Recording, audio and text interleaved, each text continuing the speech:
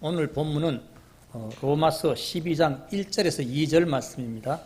우리가 다 같이 천천히 다시 한 번 더 읽어보겠습니다. 그러므로 형제들아 내가 하나님의 긍휼을 힘입어 너희에게 간청하노니 너희 몸을 거룩하고 하나님께서 받으실 만한 살아있는 희생물로 드리라. 그것이 너희의 합당한 섬김이니라.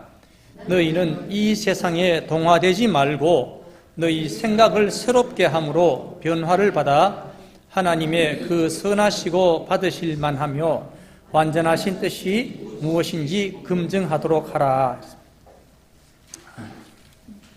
이 로마서는 성경책 중에서 교리적으로 가장 중요한 책입니다. 이 로마서는 믿음에 관해서 그리고 또 기독교의 진리를 가장 잘 드러낸 책입니다. 종교개혁자인 마르틴 루터나 요한 웨슬레 같은 우리 믿음의 훌륭한 선배들이 이 로마서를 통해서 변화받고 그 위대한 사명들을 잘 감당한 것을 우리가 볼 수 있습니다. 로마서 1장부터 5장까지는 죄와 믿음, 칭의, 그리고 구원의 문제를 다루고 있습니다. 6장에서 8장까지는 6장에서는 성화, 죄로부터 자유를 얻는 방법, 7장에서는 죄에 대한 갈등과 죄에 대한 혼의 고백을 다루고 또 죄에서 자유로워야 함을 말하고 있습니다. 8장에는 성령님에 의해 죄에 대한 갈등과 자유를 말하고 있습니다.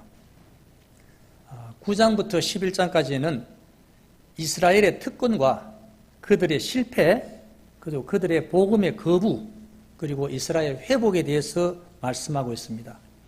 그리고 오늘 본문이 시작되는 12장에 대해서는 교리에서 성도의 생활로 넘어가는 장입니다.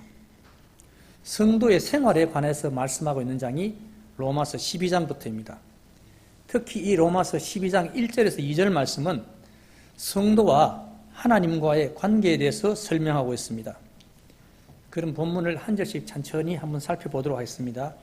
먼저 1절을 같이 다시 한 번 더 읽어보겠습니다. 시작. 그러므로 형제들아 내가 하나님의 긍휼을 힘입어 너희에게 간청하노니 너희 몸을 거룩하고 하나님께서 받으실 만한 살아있는 희생물로 드리라. 그것이 너희의 합당한 섬김이니라. 먼저 그러므로라는 말씀이 나옵니다. 이 그러므로라는 말씀은 앞에 1장부터 11장까지의 모든 내용, 즉 죄, 죄인, 심판, 은혜, 칭의, 성화, 영화, 이스라엘의 교회와 이스라엘, 이런 여러 가지 주제를 다루는데 여기에 결론적으로라는 내용을 이어가는 말입니다. 형제들아 내가 하나님의 긍휼을 힘입어 너희에게 간청하노니 한데 형제들아, 이 형제들아에 대해서는 우리 성화의 대상을 말씀하고 계십니다. 이 성화의 대상은 불신자가 아닙니다. 불신자에게는 거룩한 삶을 살아라고 우리 성경은 말하지 않습니다. 우리 성도들을 향하여 거룩한 삶을 살아라고 말씀하시지 불신자들에게 거룩한 삶을 살아라고 말씀하지 않는 것입니다. 또 구원받지 못한 사람들은 우리 구원받은 사람처럼 살 수가 없습니다. 성경은 지금 불신자가 아니라 구원받은 성도들에게 말씀하고 있는 겁니다. 지금 이 자리에 예배하는 우리 형제 자매님들에게 말씀하고 계시는 겁니다. 간청하노니, 율법은 명령합니다. 이것을 하라, 이것을 하지 마라. 이것을 행하면 네 혼이 네 백성 중에서 끊어지리라. 또 행하지 아니하면 끊어지리라. 이렇게 명령합니다. 그러나 은혜는 이 명령이 아니고 간청을 하고 있는 겁니다. 율법의 순종은 두려움에서 나옵니다. 그렇죠? 내가 순종하지 않으면 하나님의 징계가 두려운 겁니다. 그러나 은혜의 순종은 하나님을 사랑하는 데서 나오는 겁니다. 고린도 후서 5장 14절에는 그리스도의 사랑이 우리에게 그 일을 강제한다라고 이야기하고 있습니다.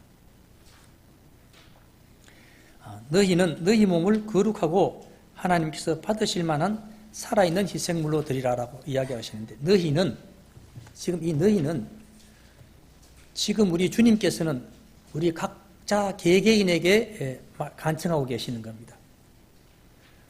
우리가 강제적으로 주님을 섬기기를 원하지 않으십니다.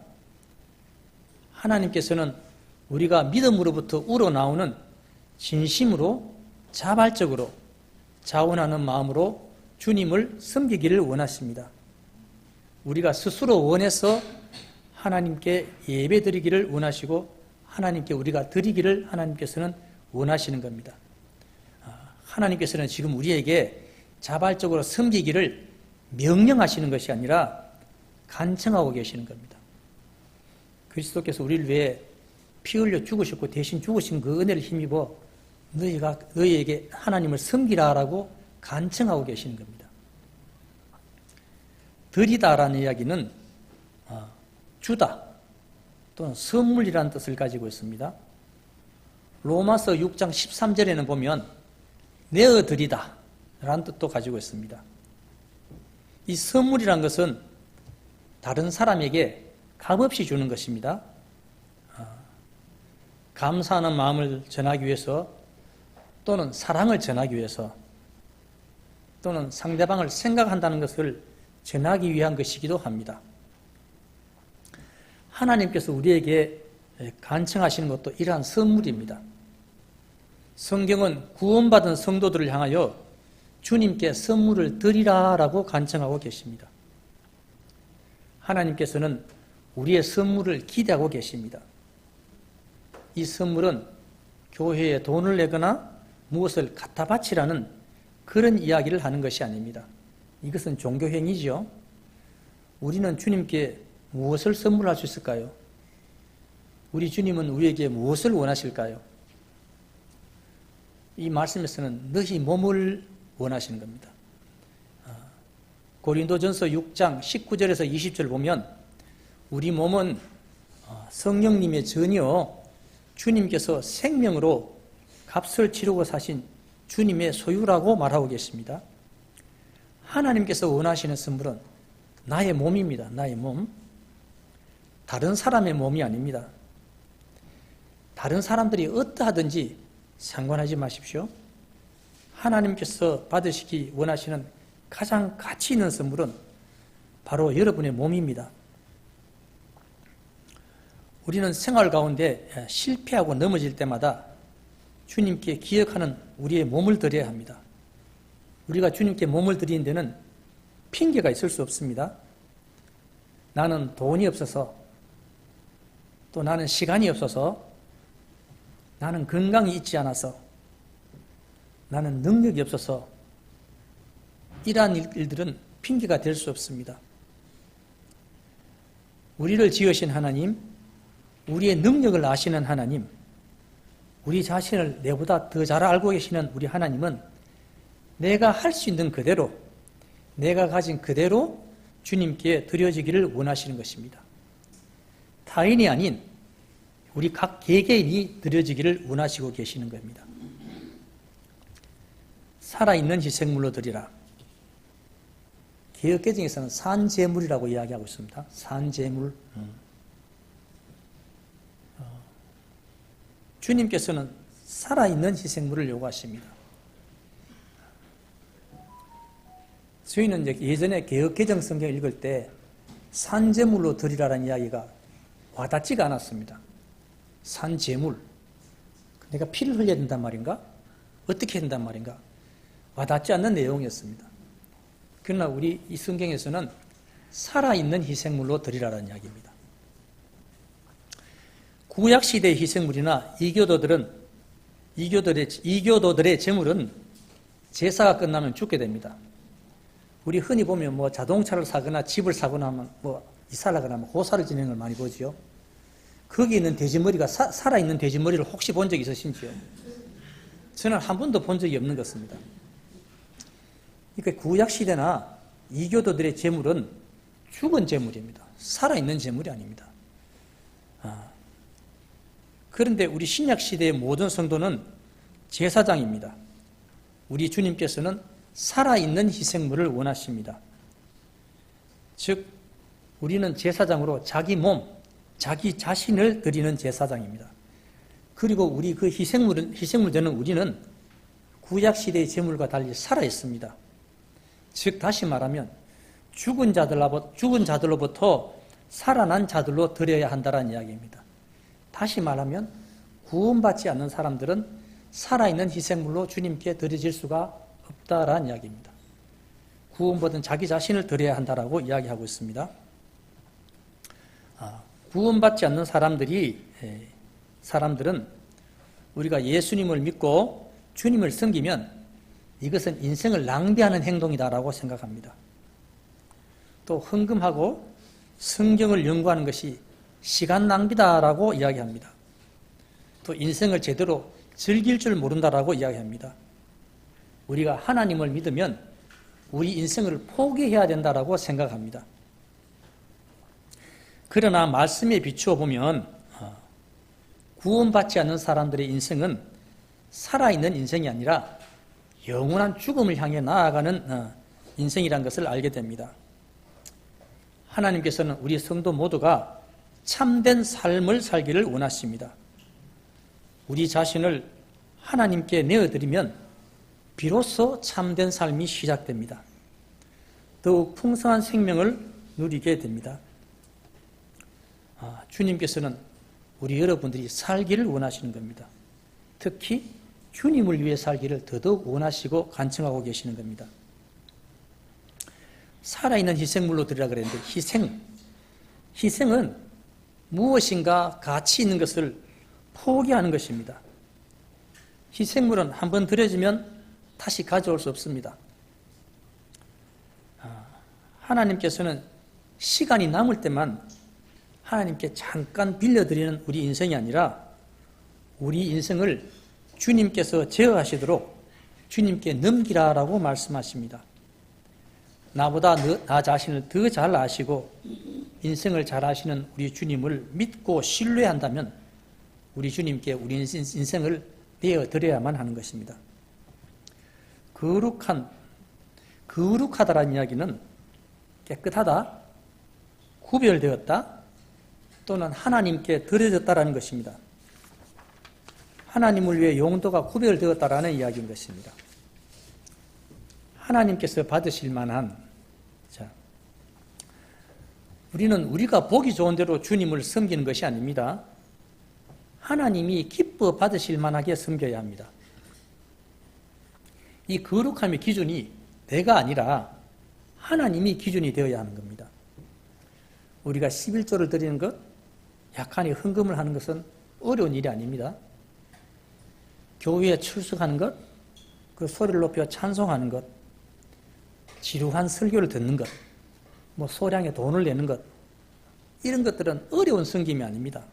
또 섬김의 본질도 아닙니다. 섬김은 우리의 몸을 드리는 것입니다.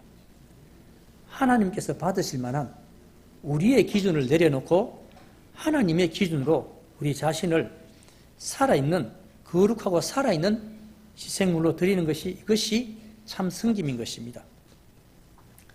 합당한 섬김. 개혁개정에서는 이 합당한 섬김을 영적 제사라고 표현하고 있습니다. 영적 제사. 영적 제사하면 어떤 생각이 떠오르시는지요? 저희는 예전에 개혁개정 성경 읽을 때 영적 예배니라, 이 말씀을 듣고 굉장히 많은 고민을 했었습니다. 어떻게 드리는 것이 영적 예배인지. 우리가 예전부터 우리는 의식적이든 무의식적이든 샤머니즘인 생각이 많습니다. 영적 예배를 할 때 저는 그랬습니다. 정신이 혼미한 상태로 방언으로 크게 기도하는 것인가? 아니면 온 집중해서 무의식 상태에서 그냥 큰 소리로 찬송하는 것인가? 어떻게 하는 것이 영적 예배인지 와닿지 않았었습니다. 우리 여성도님들은 어떤 경험이 있는지 모르겠습니다. 저는 그랬었습니다. 그런데 이 말씀을 통하여 여기는 영적 예배가 아니라 합당한 섬김이라고 표현을 하고 있습니다. 합당한 섬김, reasonable service. 합당한 섬김이란 합리적이고 이성적이며 정상적이라는 것입니다. 우리 예수님께서 우리를 위해 희생물이 되셨으므로 우리가 주님께 우리가 드리는 것이 이것이 논리적으로 합당하고 정당하며 이렇게 경배하는 것이 정상적이라는 것입니다. 이것이 우리의 합당한 섬김입니다. 2절 말씀을 같이 다시 한번 읽어보겠습니다. 시작. 너희는 이 세상에 동화되지 말고 너희 생각을 새롭게 함으로 변화를 받아 하나님의 그 선하시고 받으실 만하며 완전하신 뜻이 무엇인지 검증하도록 하라. 자, 먼저 너희는 이 세상에 동화되지 말고, 동화되다 이것은 형태를 갖게 되다 또는 닮아가다 이런 뜻입니다. 세상이 우리에게 비집고 들어와서 우리를 세상과 똑같이 되게 만들지 말라라는 이런 말씀입니다. 디모데후서 4장 10절에 보면 데마 이야기가 나오는데, 데마는 세상을 사랑해서 우리를 떠났다라고 사도 바울은 이야기하고 있습니다. 세상을 사랑하면 세상에 동화되는 것이지요. 우리는 세상을 사랑하는 것이 아니라 우리 예수님을 사랑함으로 세상에 동화되는 것이 아니라 예수님께 동화되는 우리 성도가 되어야 되겠습니다. 디도서 2장 12절에는 이렇게 말씀하고 있습니다. 우리를 가르치시되 경건치 아니한 것과 세상에 속한 정욕들을 거부하고 맑은 정신을 가지고 의롭게 하나님의 뜻대로 살라라고 우리를 권고하고 계시는 겁니다. 우리는 세상에 동화되는 성도가 아니라 우리 주 대신 예수님께 동화되는 우리 모두가 되시길 바랍니다. 우리가 하나님을 믿는 것은 좋지만 모든 것을 다 내어드릴 수 없다는 생각을 버려야 합니다. 하나님을 가르치려 하지 말고 하나님께 배우라라는 것입니다. 마태복음 11장 29절에 예수님께서는 말씀하십니다. 내 멍에를 보고 내게 와서 배우라라고 이야기하고 있습니다. 우리는 하나님께 배워야 합니다. 오직 너의 생각을 새롭게 함으로 변화를 받아. 우리 구원받은 대부분의 사람들의 문제가 무엇일까요? 우리가 구원받아서 새롭게 시작한 인생을 새롭게 사는 것이 아니라 옛 마음을 가지고 옛 방식대로 그대로 살아간다는 것입니다. 즉, 내가 예수님을 위해 구원받았으면 내 인생을 주님께 내어드리는 것이 아니라 나의 인생을 다른 누군가에게 절대로 내어줄 수 없다는 것입니다. 주님이 내 인생의 주인이 아니라는 것입니다. 우리는 이 생각의 변화를 받아야 합니다. 내 인생의 주인은 내가 아니라 전능하신 하나님이라고 바꿔야 하는 겁니다. 그래서 더 이상 자기 자신을 신뢰하지 말고 우리 주님을 신뢰해야 됩니다. 우리에게는 가장 좋은 것을 우리 주님께 내어드려야 하는 것입니다. 변화를 받아. 이 단어는 성도들이 주님을 닮아가는 것을 말합니다. 세상에 동화되는 것이 아니고 세상을 닮아가는 것이 아니라 우리 주님을 닮아가야 하는 것을 말합니다. 우리는 성령님의 사역에 의해 우리를 그리스도의 형상에 동화되어야 합니다. 우리는 이 일을 꾸준히 계속해야 됩니다. 이런 변화는 어떻게 가능할까요? 오늘 말씀의 첫째는 생각을 새롭게 하라고 합니다. 생각을 새롭게 하라.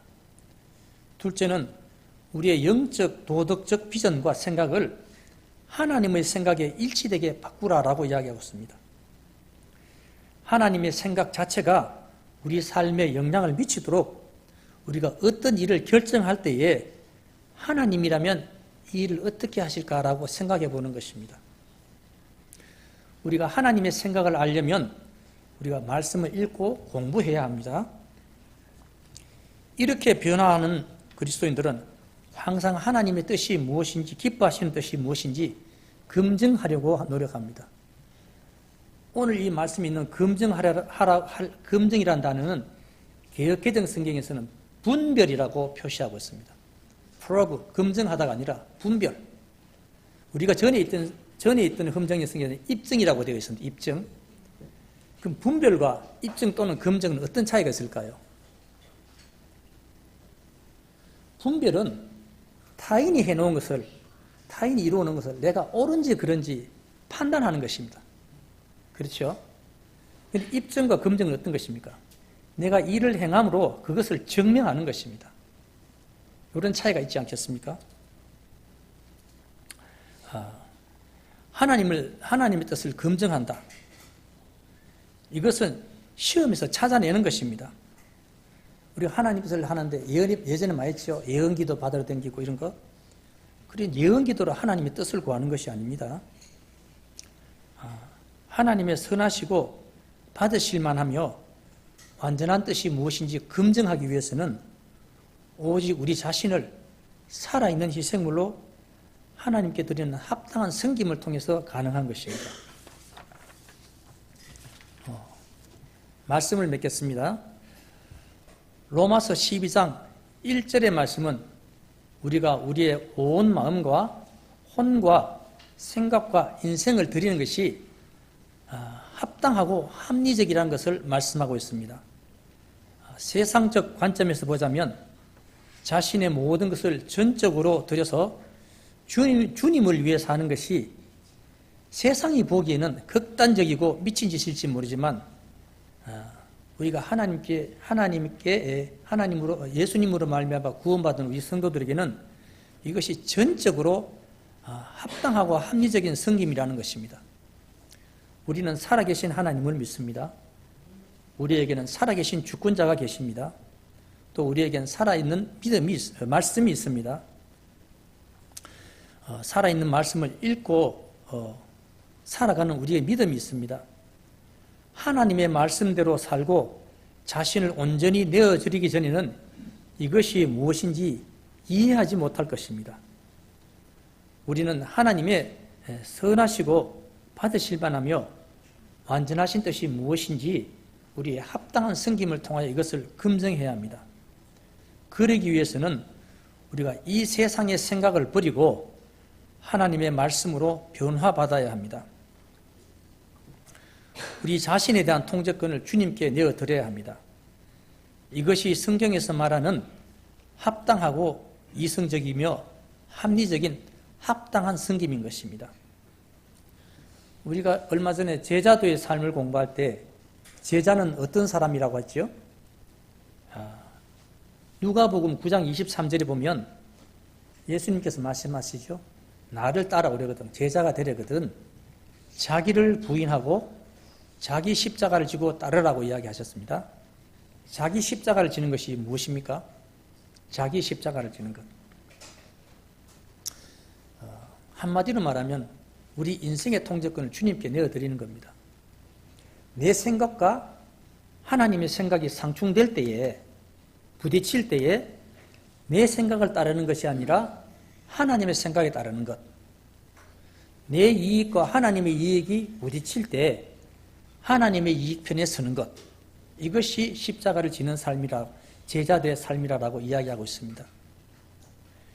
이와 같이 우리 구원받은 성도는 제자로서 우리 모두 자신의 통제권을 주님께 내어드리는 주님께 합당한 섬김을 통하여 하나님이 우리에게 요구하시는 하나님의 뜻을 검증하는 우리 모든 성도가 되어야 되겠습니다. 기도드리겠습니다.